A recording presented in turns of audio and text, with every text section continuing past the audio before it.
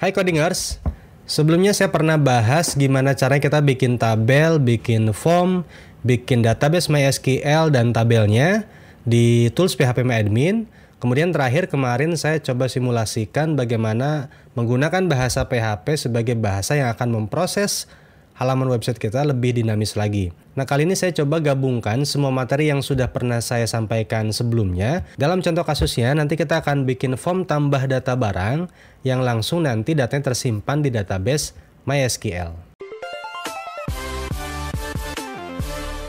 Sebelum kita mulai ngoding, ada beberapa tahap yang harus kita persiapkan.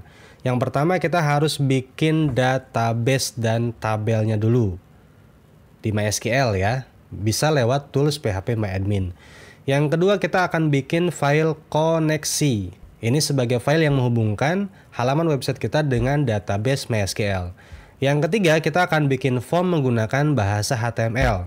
Yang terakhir, baru kita akan bikin file pemrosesnya menggunakan bahasa PHP.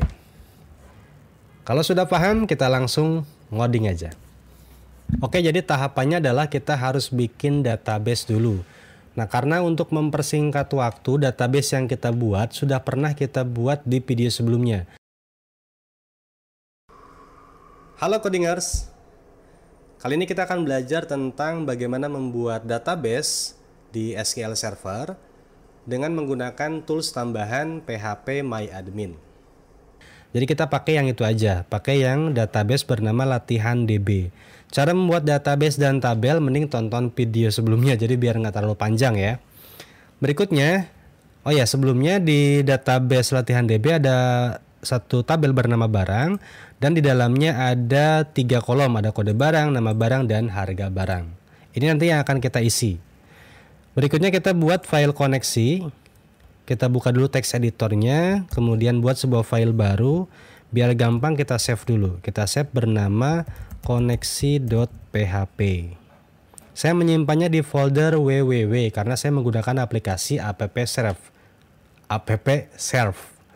Kalau kamu pakai aplikasi yang lain, aplikasi web server lain, misalnya pakai SAM gitu ya, itu ada folder bukan www namanya tapi htdocs. Jadi simpan aja filenya di situ, bikin folder baru di htdocs, kemudian file-file kita disimpan di folder baru yang kita buat. Oke, kita save. Kita buatkan script koneksinya, php koneksi MySQL connect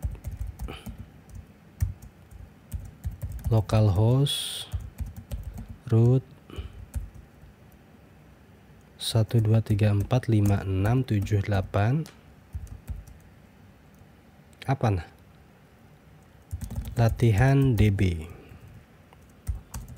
Oke, saya jelaskan singkat. Koneksi ini nama variabel koneksi. Nanti akan dipanggil di semua halaman.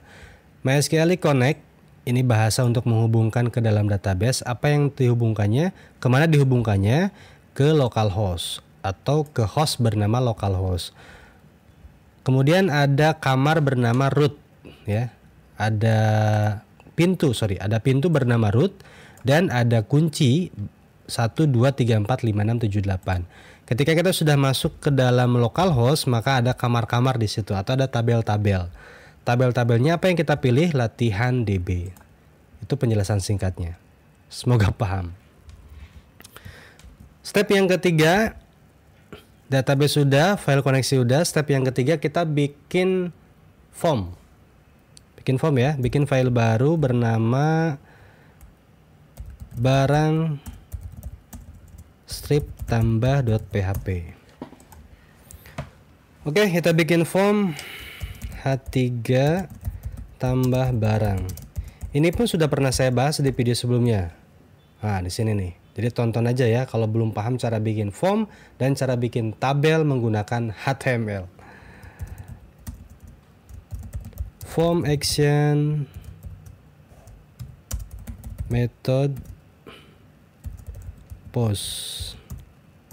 Oke, kita bikin satu tabel baru, table. Kenapa menggunakan tabel? Agar rapi aja. Tanpa tabel pun nggak masalah, cuman jadi nggak rapi. Baris baru, kolom baru, kita atur kolom pertama dengan ukuran 130 pixel. kode barang.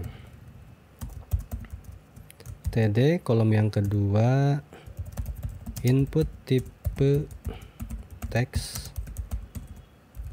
name kode barang.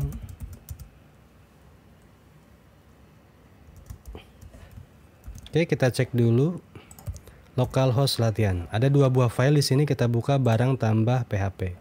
Sudah muncul ya kode barang, nanti isinya di sini. Kita butuh 2 kolom lagi seperti yang ada di tabel. Kode barang udah, tinggal nama barang dan harga barang.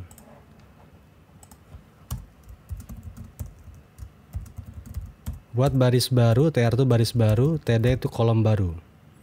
TD nama barang.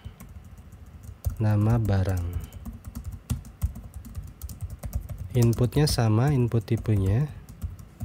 Teks name-nya nama barang. Sebetulnya nama variabel bisa bebas, ini hanya untuk memudahkan saja. Kita membuatnya sesuai dengan nama field di tabel.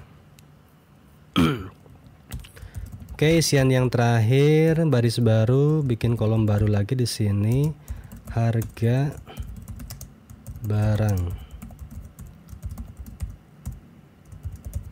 Input tipe teks name harga barang.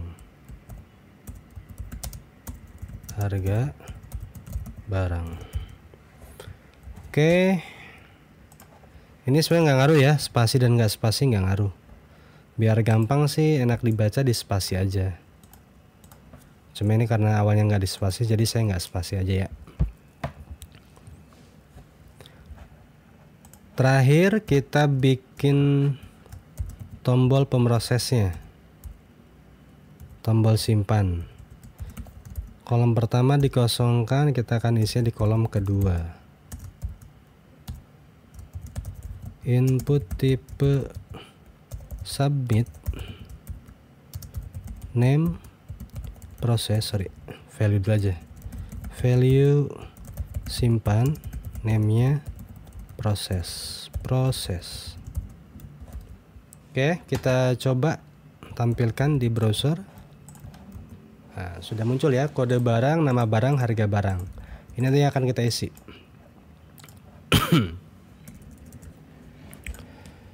Oke, berikutnya kita buat file PHP-nya di sini. Kita proses agar dia bisa menyimpan ke database. Script pertama diawali dengan PHP, dan ini script penutupnya. Kita akan menuliskan di antara pembuka dan penutup. Kita panggil dulu file koneksi, include koneksi. Ini perintah untuk memanggil file koneksi. File koneksi yang tadi kita buat ya, ini nama filenya koneksi. Kalau nama filenya beda, berarti tinggal disesuaikan aja di sini. Berikutnya, if isset post process, ini sudah pernah saya bahas ya di video sebelumnya. If isset post process, ini maksudnya adalah ketika tombol proses diklik, ini tombol prosesnya.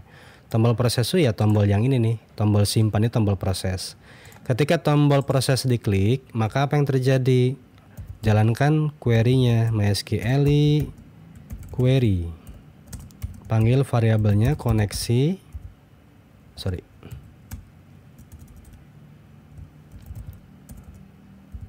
koneksi MySQL kok MySQL lagi sih, insert into barang, simpan ke dalam tabel barang. Tabel barang itu tabel yang ini ya. Nah, ini tabel barang, simpan ke dalam tabel barang. Ada berapa kolom tabel barang? Kode barang, nama barang, harga barang. Ini yang kita akan simpan. Set, kita siapkan dulu kolom-kolomnya. Kode barang nanti akan diisi dengan apa? Nama barang akan diisi dengan apa? Terakhir kolom harga barang nanti akan diisi dengan apa? Gitu kan? Ini bahasa sederhananya. Saya coba dipermudah aja. Kode barang akan diisi dengan apa yang kita post atau apa yang kita simpan di variabel kode barang. Variabel kode barang ini apa? Ya, variabel kode barang ini identitas pada kolom pertama. Ini form pertama nih. Form pertama ini kan kode barang ya. Jadi kita berikan variabel bernama kode barang. Jadi sebelah kiri ini bagian kolom database. Nah, sebelum sama dengan, setelah sama dengan ini adalah bagian variabelnya. Nama barang apa yang diisikan di variabel nama barang. Terakhir, harga barang apa yang diposkan di variabel harga barang.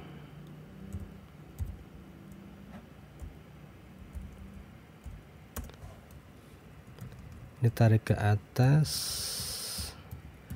Oke, udah ditarik ke atas, terus ini kasih tanda titik koma. Berikutnya berikan tanda bahwa dia sudah berhasil menyimpan. Proses apa ya? Data barang baru telah tersimpan. Titik koma. Jangan lupa pakai titik koma di akhir script. Oke, udah kita cobain. Kode barang. Ini harus numerik ya. Misalnya 198.001. Nama barang mic kondensor. Mic clip on. Harga barang misalnya 250.000. Kita simpan. Oke, data barang baru telah tersimpan. Kita cek di tabel apakah ada atau tidak. Klik aja nama tabelnya. Oke, sudah muncul ya kode barang 19801 mic clip on, harga barang 250.000. Coba lagi misalnya 198.002. Misalnya apa? Tripod. Tripod apa sih? Itu mereknya apa? Apalah ya, nggak ngerti. Oke, harga barang misalnya berapa ya? 750.000. Mahal juga ya, tripod kamera. Data barang baru telah tersimpan, kita cek. Nah, sudah muncul ya. 9802 tripod kamera 750.000. Gampang kan? Ikuti semua step-stepnya. Kalau pusing silahkan tanyakan di komentar di sini. Dan script ini bisa kamu download juga di blog aktiviscoding.com. Jadi biar memudahkan dalam proses pembelajaran. Nanti saya coba kumpulkan script-script yang memang agak panjang dan saya coba post atau upload di blog aktiviscoding.com. Mudah-mudahan bisa dipahami dengan mudah. Kalau susah sekali lagi silahkan tanyakan di kolom komentar. Dan video berikutnya nanti kita belajar bagaimana menampilkan data dari MySQL ke dalam file web yang kita siapkan. Oke teman-teman, itu aja yang bisa saya share di video kali ini. Semoga bermanfaat. Jangan lupa bagikan juga ke yang lain agar yang lain bisa mendapatkan manfaat yang sama dari video ini. Sampai jumpa di video berikutnya.